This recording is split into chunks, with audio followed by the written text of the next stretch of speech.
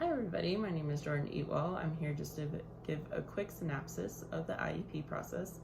It first starts off with a referral from either you as a parent or a teacher or a other staff member of the school. And it's usually just like you notice a type of learning deficit or disability in your child. It can also be behavior problems too.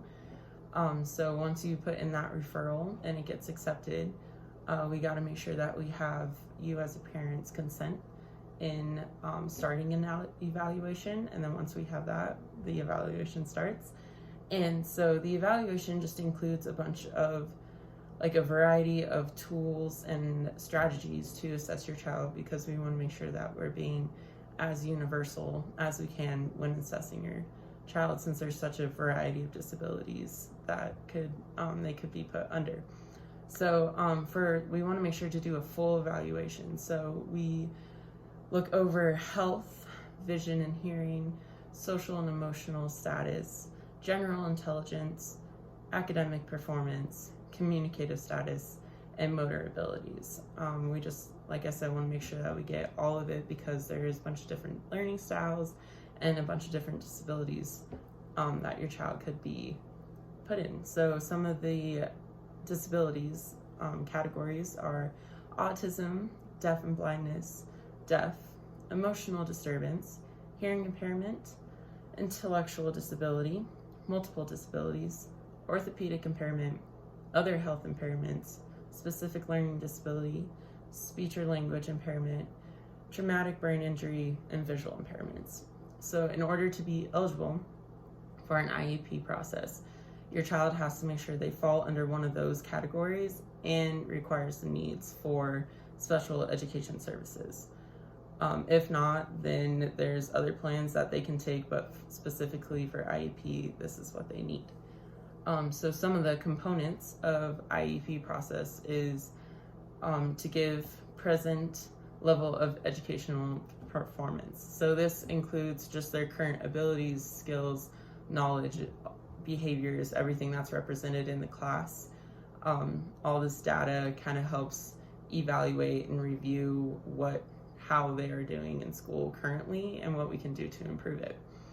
Then there's annual goals. So after a whole meeting is made, there's these annual goals that as a team we'll come up with to make sure that the child with a disability can close the gap and make sure that they're going to be hopefully to the same level of development as their peers.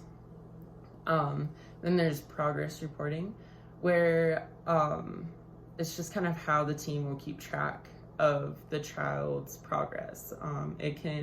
Usually it's out with report cards, but if you as a parent want to see the progress sooner in the IEP plan, we can definitely come to a conclusion to give you more progress reports if necessary. The fourth one is services. So just whatever type of special education services or related services that your child might need to help them in the classroom and continue their learning. Supplementary aids and services, it just kind of specifies the accommodations, like for technology, like if there's specific technology that your child needs, it just gives this more of a narrow road for it. Participation, your child will be included in general education classes unless their disability does not allow them or is not able to. But we do want to integrate them as much as we can in the general education classroom, because it is important for them to get social with non-disabled children as well.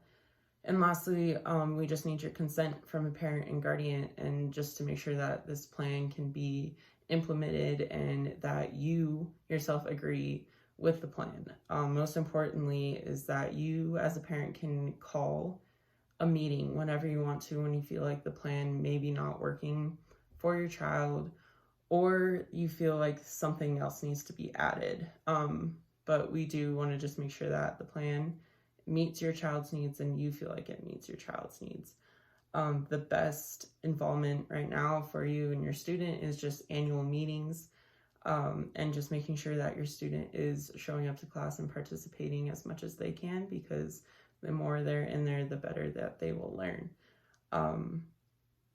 So yeah, that is a synopsis of the IEP process.